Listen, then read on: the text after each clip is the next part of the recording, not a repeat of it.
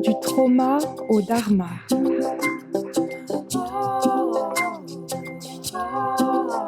Le podcast pour s'élever soi et ses prochains.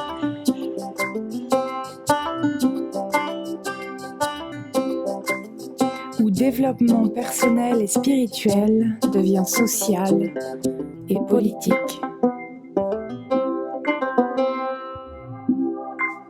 Coucou et bienvenue dans un nouvel épisode du Trauma au Dharma. Je suis Coco, créatrice et fondatrice de Mystique Engagée.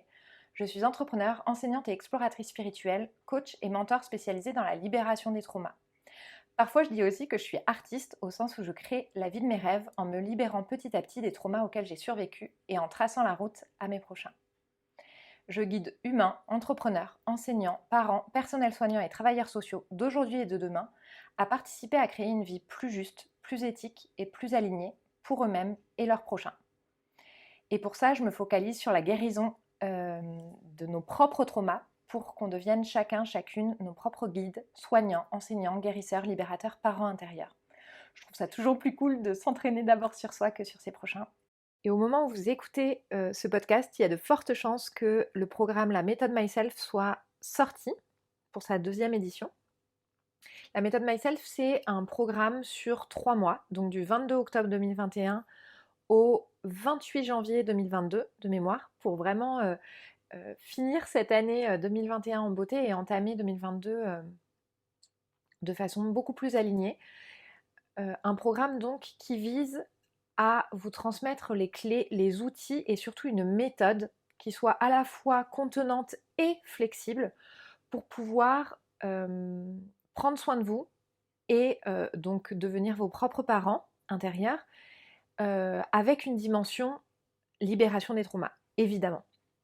Et donc en fait, tout l'enjeu, ça va être d'allier les pratiques que je vais vous transmettre, que ce soit le trauma work, le yoga, le tantra, le shadow work, le pathwork, tout ça, à des théories comme la théorie polyvagale, donc de régulation du système nerveux, et la théorie de l'attachement. Donc vraiment, l'idée, c'est de réapprendre, de se rééduquer à prendre soin de soi, à s'aimer en fait, mais aussi à relationner avec le monde qui nous entoure, et ce de façon régulée et de façon alignée en fait, et de plus être dans des états soit de sidération, soit d'indisponibilité émotionnelle, soit de fight, soit de flight, soit de freeze, etc. Tout ça, on verra ça dans le programme. Voilà, donc vous avez jusqu'au 27 septembre, il me semble, pour avoir 50 € offerts sur le programme avec le code SELFACTIVATION, SELFACTIVATION. Et je vous mets tout ça en barre d'infos et j'ai trop hâte de vous accueillir dans ce programme avec une communauté et de pouvoir ensuite avancer en fait dans la vie de façon beaucoup plus sécurisée en fait, parce que c'est la base de tout. Voilà. Pour ce qui est de cet épisode, j'ai envie de vous faire entrer dans la peau et dans la tête d'une femme adulte, survivante de trauma, et pour ce qui nous intéresse aujourd'hui, perfectionniste. C'est un exercice hyper inconfortable parce que précisément le jeu du perfectionniste, c'est de faire paraître que tout est parfait, que tout est sous contrôle, même quand le nouveau micro que j'ai commandé n'est pas encore arrivé et quand je stresse que les travaux dans mon immeuble qui me prennent la tête depuis 2 semaines reprennent pendant que j'enregistre. Ça va être une série en 3 épisodes.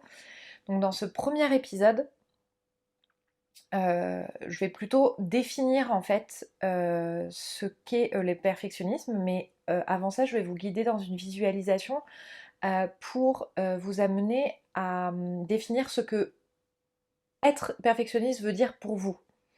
Et je développerai ensuite sur le perfectionnisme en tant que réponse post-traumatique.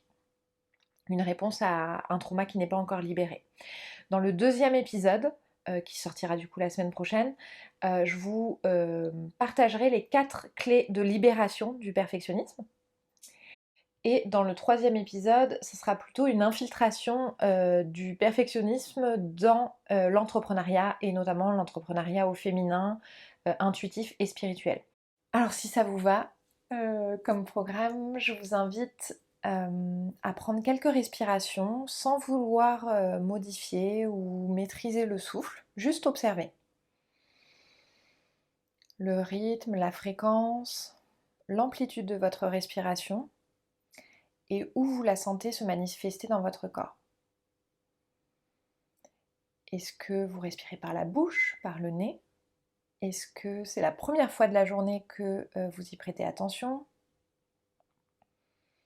Est-ce que c'est une respiration qui est plutôt au niveau de la poitrine, qui est plutôt courte, saccadée, au niveau du dos, du diaphragme, au niveau du ventre, plutôt longue et profonde? Juste noter. Et puis petit à petit, amenez la conscience sur le souffle et étendez l'inspire sur 3 temps. Et l'expire sur 6.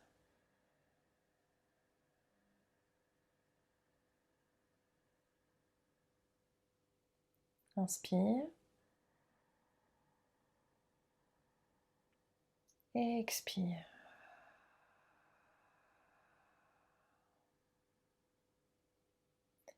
Une troisième fois en vous concentrant sur cet espace entre l'inspire et l'expire.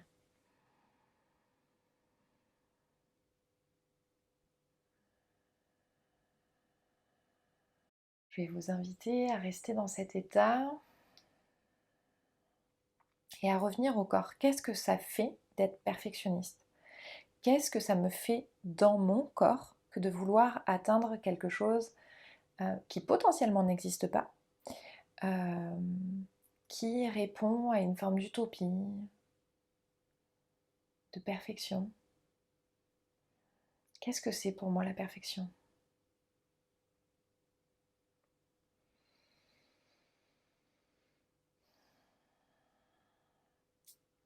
Et puis pour aller encore un petit peu plus loin, je vais vous inviter à revivre une scène, en tout cas à vous la remémorer, où vous n'avez pas été parfait, parfaite. Ou pire, où on vous a critiqué, on vous a fait donc remarquer que vous n'étiez pas parfait, parfaite, que vous ne répondiez pas aux attentes, que ce soit vous ou votre travail.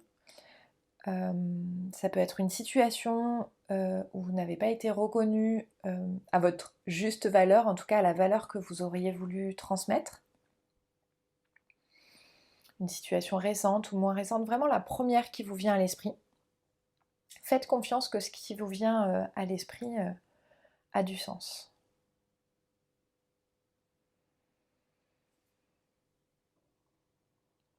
Ça peut être un épisode où vous ne vous êtes pas senti parfaite, alignée, où c'était méga inconfortable. Vous êtes senti moins que ce qu'il fallait, moins que parfaite. Que ce soit en tant qu'enfant, en tant qu'élève, en tant que parent, en tant qu'enseignant, en tant qu'ami, en tant que partenaire.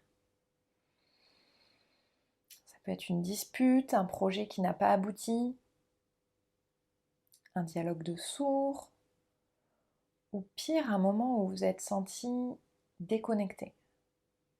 Déconnecté à l'intérieur de vous ou avec une personne que vous aimiez. En bref, une situation où c'était pas comme c'était prévu. Et puis, si vous n'avez pas de scène en particulier qui vient, ça peut aussi être un état général. Pour celles et ceux notamment pour qui c'est le sort quotidien, en fait, de ne pas se sentir assez.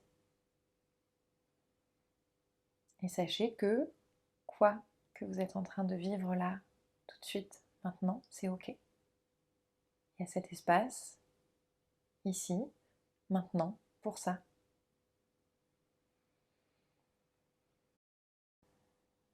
Alors, où se situent les sensations dans cette situation? Où est-ce que ça vient bouger? Où est-ce que ça vient appuyer? Où est-ce que ça vient coincer, piquer? Ou peut-être là où ça vient s'éteindre. Est-ce que c'est chaud? Est-ce que c'est froid? Et où en est ma respiration? Comment mon corps se met lorsque je reçois ce que je perçois comme une critique une imperfection, et que mon fabuleux système nerveux de protection intérieure se met en alerte. Est-ce que ça se joue au niveau du plexus? Est-ce que je me ressens le besoin de me recroqueviller? Est-ce qu'au contraire, je me soulève et je sens mon corps s'endurcir, prêt à réagir, à bondir? Est-ce que je me sens excitée, impatiente, agitée? Ou est-ce que je ne ressens rien? Limite de l'ennui. Ce que vous sentez là, ce sont des triggers, des déclencheurs, derrière lesquels se situent des traumas qui ne sont pas encore libérés. Et poser la conscience dessus, c'est déjà enclencher le processus de libération et de guérison.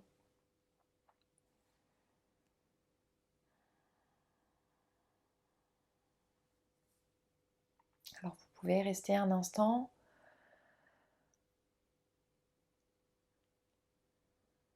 Et puis revenir là, au présent.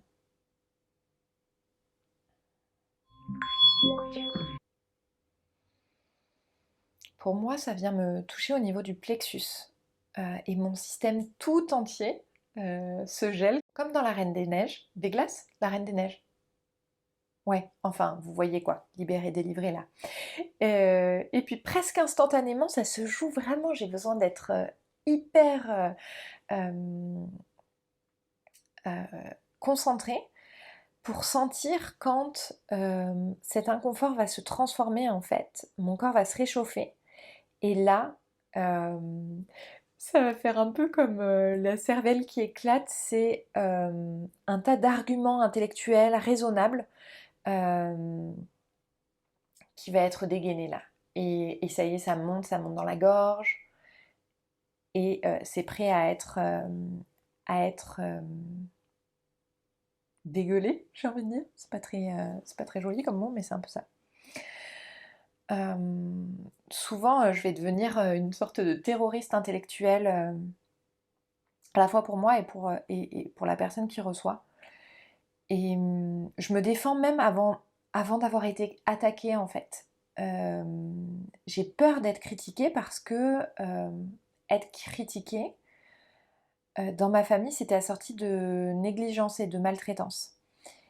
En fait, il y avait toujours des conséquences, des représailles en fait, au fait de ne pas être comme il fallait. Et c'était risqué en fait d'être encore plus maltraitée que je l'étais déjà. C'était risqué aussi de voir mes besoins ne pas être satisfaits. Et à l'époque, je savais pas que je pouvais survivre à ça. Aujourd'hui, je le sais. Et donc à l'époque, j'étais coincée et pour ça, je ressens une douce reconnaissance pour mon fabuleux mécanisme de défense et de protection. Et une forme de délivrance aussi, dans le sens où je peux m'en libérer petit à petit aujourd'hui. Et je disais, la première étape, c'est de conscientiser. Alors peut-être que vous êtes familière avec l'idée de fight, flight, freeze. C'est réponse traumatique et automatique qui indiquent que la situation qui se présente à nous ne nous semble pas maîtrisable et suppose donc une réaction primitive de défense ou de protection. Et bien justement la libération dont je vous parle à sortir de cette idée qu'il y aurait un danger et donc de cette réponse traumatique du perfectionniste, elle se situe dans ce mini laps de temps avant la réaction, le même laps de temps qu'on a observé tout à l'heure entre l'inspire et l'expire. Si je réagis à cette situation, c'est qu'elle m'est trop inconfortable. Et donc, d'une certaine façon, que j'ai pas les outils, les ressources nécessaires pour l'affronter aujourd'hui. Et donc du coup, mon système proprioceptif, mon scanner intérieur, il va repérer cette situation soit comme un danger imminent, un vrai danger on pourrait dire, soit comme une situation qui ressemble étrangement, par analogie, et il le fait très très vite, hein, c'est un algorithme qui va plus vite qu'Instagram, hein. Il repère donc cette situation comme pouvant ressembler à une situation qui présentait autrefois un danger. Et il n'a pas mis la mise à jour en fait. Il n'a pas mis la mise à jour qu'aujourd'hui. Peut-être on a des outils, peut-être qu'aujourd'hui c'est ok d'accepter ce type de situation, peut-être qu'aujourd'hui on peut partir de cette situation là où on ne pouvait pas avant, etc. Et c'est pour ça que je tiens à remercier ces stratégies en fait, ce système de protection qui nous permet d'être encore en vie aujourd'hui. Un jour, une expérience à la fois, on peut créer les conditions d'intégrer, de réintégrer de nouveaux codes, de mettre à jour en fait cette matrice intérieure. Et aujourd'hui, c'est possible, ça a été possible, là vous venez de le faire, juste d'observer ce qui se passe en nous, de respirer à travers ça, à travers l'inconfort. Et je crois que plus on le fera, dans des moments où émotionnellement on se sent régulé, où on se sent apaisé, où on se sent déjà en sécurité, plus cette nouvelle façon d'être et de répondre pourra se manifester dans les moments d'inconfort extrême. Je crois que l'un des merveilleux cadeaux qu'on peut se faire en tant qu'enfant et à un enfant, en tant qu'enfant intérieur ou à un enfant qui serait extérieur à nous, c'est de s'asseoir avec lui et de traverser avec lui l'inconfort. Pour éviter justement que le perfectionnisme devienne cette réponse automatique. Alors je vous spoil tout à l'heure, enfin je vous ai un peu spoilé tout à l'heure en vous disant que j'allais vous parler de la construction du perfectionnisme, parce que je considère qu'on ne naît pas perfectionniste, comme on ne naît pas hypersensible, ça sera l'objet d'un prochain épisode, mais qu'on le devient. Et j'irai même plus loin en affirmant que le perfectionnisme est une forme, donc qui est une forme de procrastination, est une réponse traumatique, une réaction qui provient de traumas qui ne sont pas encore libérés. Alors, je suis allée décortiquer ma voix intérieure qui jase dès que j'essaie de faire une chose. Surtout une chose nouvelle, mais pas que. Ça peut être de la plus minime à ce que je considère être la plus importante, selon une échelle de valeur qui est un peu approximative, mais ça a des effets réels. Et je me suis guidée en fait dans une session de libération traumatique. Si ça vous intéresse, je pourrais vous faire un épisode sur vraiment les techniques que j'ai utilisées. Mais pour l'heure, j'aimerais surtout vous parler des résultats du coup. C'est les résultats à la fois de mes recherches et de mes expériences. Je me suis rendu compte que le perfectionnisme, il répond à des besoins, souvent émotionnels, qui n'ont pas été satisfaits. Et donc qui ont été storés, qui ont été stockés comme trauma dans le corps. Et dès lors que je rencontre une situation qui, dans mon algorithme intérieur, ressemble de près ou de loin à de l'inconfort, eh bien je reviens à l'âge de ce trauma. Et autant j'aime et je chéris la présence de la petite Coco dans ma vie, c'est pas à elle que j'ai envie de remettre le volant de ma vie. Et pourtant, lorsque je réagis à une situation qui me fait penser à un trauma non libéré, ça se fait de façon complètement inconsciente la plupart du temps. D'où l'idée que la conscientisation devienne une clé de libération. Lorsque je suis en réaction, donc lorsque dans ce laps de temps en fait entre la proprioception, ce que j'ai perçu et la réaction que j'ai donnée, en fait c'est comme si j'avais donné les clés, toute la responsabilité à la petite Coco. Et moi aujourd'hui c'est pas ça que j'ai envie de faire. C'est pas à l'enfant blessé de prendre le relais, même si elle y a été habituée et même si elle sait faire. C'est plus à elle de faire ça en fait. C'est à moi, Coco, adulte, de faire ça. Alors ça me fait revenir sur la définition des traumas. Les traumas, c'est pas ce qu'on expérience, enfin c'est pas l'expérience en tant que telle, c'est pas l'épisode, mais comment on se sent lorsqu'on fait cette expérience. Et ce qui explique qu'on rejoue à l'âge adulte les situations pour que nos besoins, les besoins qui n'ont pas été satisfaits lors de l'apparition de ce trauma, de ce traumatisme, soit satisfait exactement dans les situations où ça n'était pas le cas auparavant. Je ne sais pas si vous me suivez, mais l'idée c'est vraiment de se rendre compte que le perfectionnisme, en fait, va être un mécanisme de survie pour répondre à des besoins. Alors, comment ça se construit en fait? Comment ça opère à l'intérieur? En fait, on se rend compte qu'il y a un besoin d'encouragement, d'amour, de câlin, de reconnaissance, mais à répétition, c'est-à-dire au moins 2 fois, ces besoins-là n'ont pas été satisfaits par les premiers référents. Et c'est là que se situe le trauma, c'est que c'est impensable pour l'enfant qui a vécu cette expérience-là que de se dire que ses parents, ces grands-là, ces référents, ces personnes qui lui donnent à manger, qui sont supposées s'occuper de lui, etc., ces personnes sans qui il ne peut pas survivre dans le monde, ne soient pas capables de satisfaire ses besoins. Et donc s'opère à l'intérieur de nous, en fait, une forme de programmation qui voudrait dire que, en fait, si je ne reçois pas ce dont j'ai besoin, si mes besoins ne sont pas satisfaits, alors c'est que soit j'ai pas bien fait, soit j'ai pas fait assez, puisque c'est impensable que ce soit l'autre partie qui soit responsable de ça. Et ça viendrait expliquer que je mérite pas, et donc, et du coup ça expliquerait tous les discours que j'ai pu entendre autour de moi. Comme je ne pouvais pas envisager que mes parents ne savaient pas s'occuper de moi, c'est forcément moi qui ne faisais pas assez.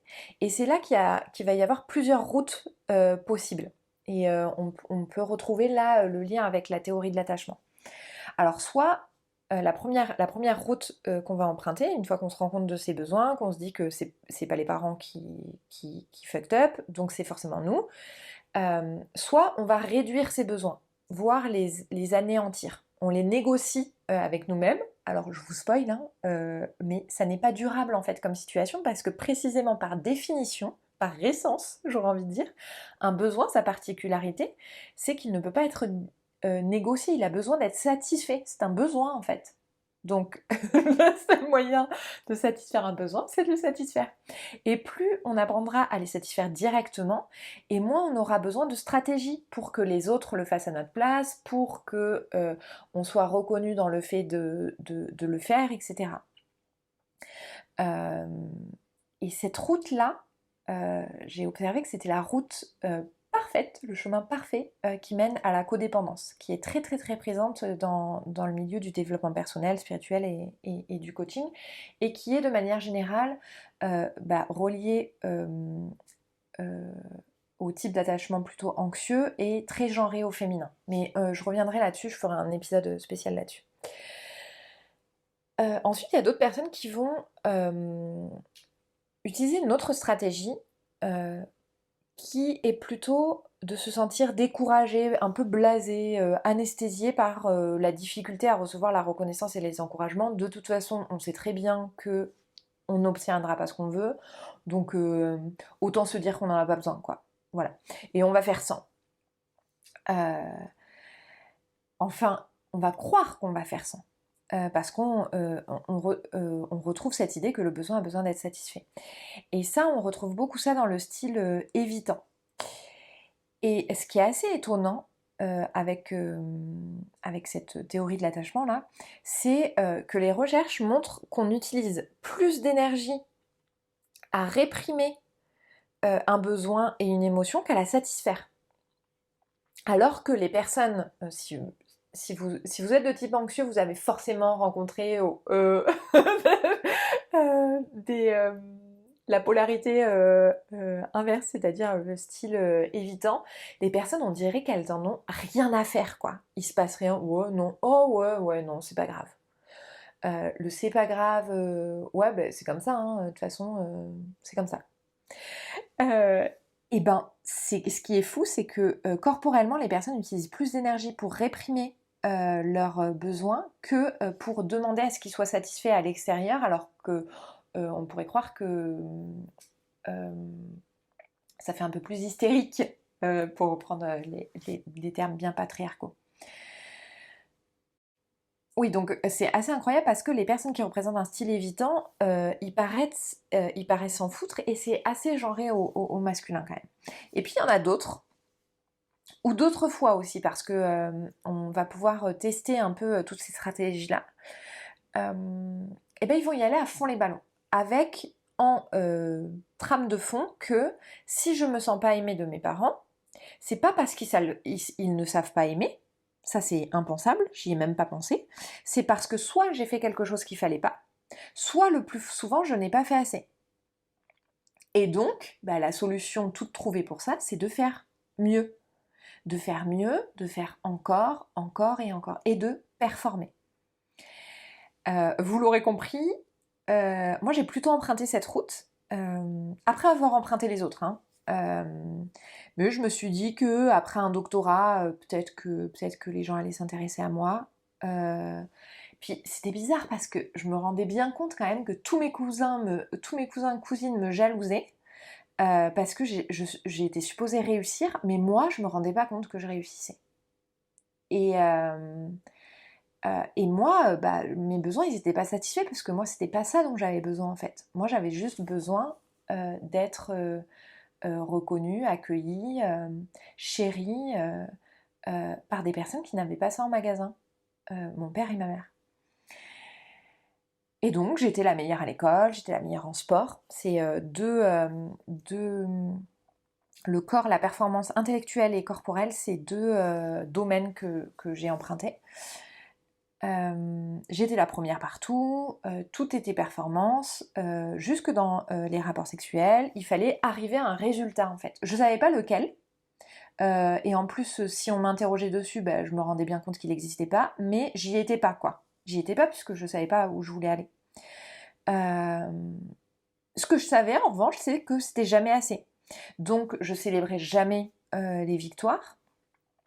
En revanche, oulala, les échecs, ça je les sentais, hein. Ça je les sentais bien passer. Ces premières fois auxquelles on n'est pas du tout préparé, les premières ruptures amoureuses, les premiers échecs professionnels, ça, wow, ça fait mal. Mais je reviendrai, c'est un trait particulier des perfectionnistes. Alors ces expériences, plus que ces échecs, en fait, c'est des expériences qui sont douloureuses parce que, en fait, il pèse trop de choses sur elles, trop de responsabilités. Comme tout à l'heure sur l'enfant, bah là, sur une expérience professionnelle va peser en fait toute l'estime de nous, quoi. Et voire même notre droit à exister, notre légitimité à exister comme on existe, quoi. Parce que inconsciemment, on y a associé notre droit à être aimé. Et ça a infiltré ensuite toutes les sphères de notre vie. Et donc, on se construit une identité de performeur, performeuse. En plus, socialement, c'est assez reconnu. Donc, ça a de la valeur, en fait. On reçoit des éloges pour ça. On s'en fout un peu parce que nous, on voudrait le recevoir des personnes qui ne l'ont pas en magasin. Et donc, on continue. Et donc ça va se matérialiser par une voix. Mais attends, tu pourrais juste reprendre ça, un détail. Attends, là, t'as fait une faute d'orthographe. Ah oui, mais du coup, là, tu pourrais juste faire ça, juste faire cette petite formation et ensuite, tu pourrais lancer ton truc. Ah, il y a juste ça avant de le montrer. Ah oui, moi, j'aime pas trop montrer mon travail quand il n'est pas terminé. Moi, je préfère me montrer quand, voilà, quand c'est terminé, je préfère. C'est pas assez. Ouais, je devrais encore faire une formation peut-être. Ah, je me trouve pas assez légère. Ah, là, j'ai pas été assez claire. Ah, j'ai pas les bonnes lunettes. Ah non, mais là, j'ai pas le bon micro. Ah non, pas la bonne lumière. Bon. Et donc finalement c'est un cercle vicieux parce que du coup bah, on procrastine, mais surtout ensuite on a la honte et la culpabilité de ne pas avoir accompli les choses, les idées en fait qui étaient venues à nous. Donc c'est un cercle vicieux qui est infernal. Et donc l'idée c'est que tant que ça n'est pas parfait, c'est-à-dire jamais, tant que ça n'atteint pas ce niveau qu'on n'arrive pas à définir, eh ben je suis pas digne de recevoir.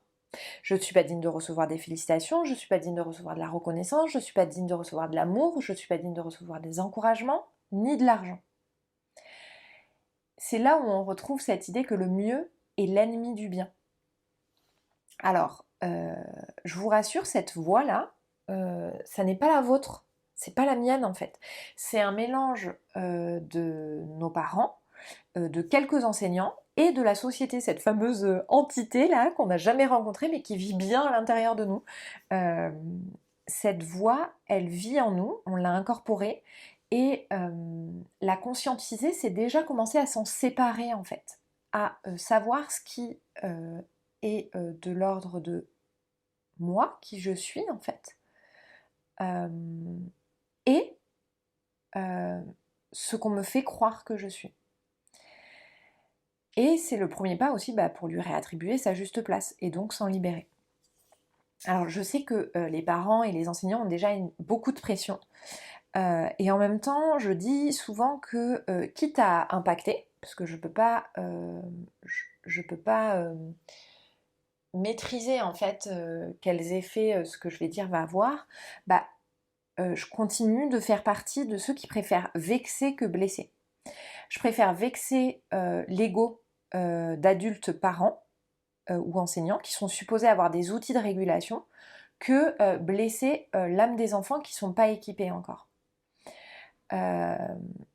Et précisément parce que ces dits parents, s'ils n'ont pas ces outils, je préfère m'en rendre compte et potentiellement leur transmettre. Enfin, je préfère que eux ils s'en rendent compte surtout, parce que moi je le repère très vite, mais ça change pas le schmilblick en fait que ce soit moi qui m'en rende compte. Mais en tout cas, ces outils peuvent être disponibles parce que lorsque les parents n'ont pas ces outils, en fait les premiers à en pâtir, c'est quand même les enfants. Sur qui tout ce déséquilibre va être projeté. Donc, en tant que parents, que ce soit parents de notre propre enfant intérieur ou parents d'autres enfants qu'on a décidé de mettre au monde, cette voie-là, cette voie-là dont je vous ai donné quelques exemples tout à l'heure, elle va devenir la voie intérieure de vos enfants. Comme moi, j'ai incorporé la voix de mes propres parents.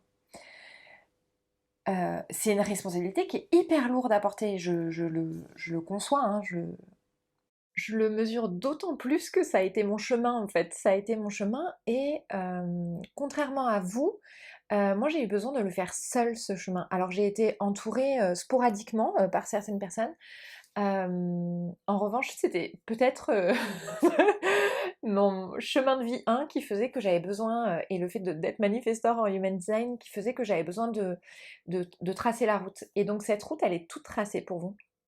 Après ça sera à vous d'emprunter des chemins ou pas. En tout cas j'ai combiné toutes ces pratiques, toutes ces façons de se reparenter, de se libérer des traumas à la fois individuels et collectifs et de pouvoir du coup les transmettre à nos prochains, ces techniques de guérison. Je l'ai combiné dans un programme qui s'appelle donc la méthode Myself et qui est disponible. Donc vous avez toutes les infos en barre d'infos. Et si vous avez besoin, vous pouvez me contacter directement sur Instagram @mystique.engagé et je me ferai un plaisir de répondre à vos questions. Et même si vous avez des hésitations, si vous avez peur, si vous trouvez que c'est un engagement qui est un peu lourd, voilà, je suis là. Et on peut en discuter ensemble. Voilà, je vous dis à très bientôt.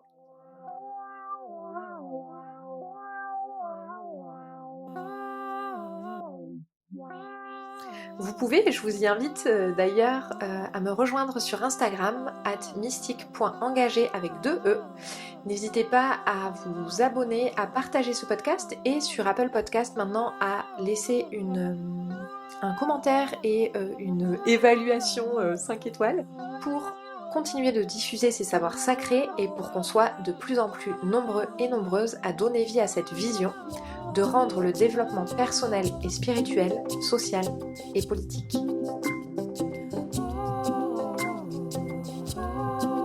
Au son, une création originale de la belle Nawel, déesse du banjo, épouse des idées, magicienne des sons et des mots et sœur d'Astro Ombre et Paillette. Je vous dis à la semaine prochaine pour un tout nouvel épisode.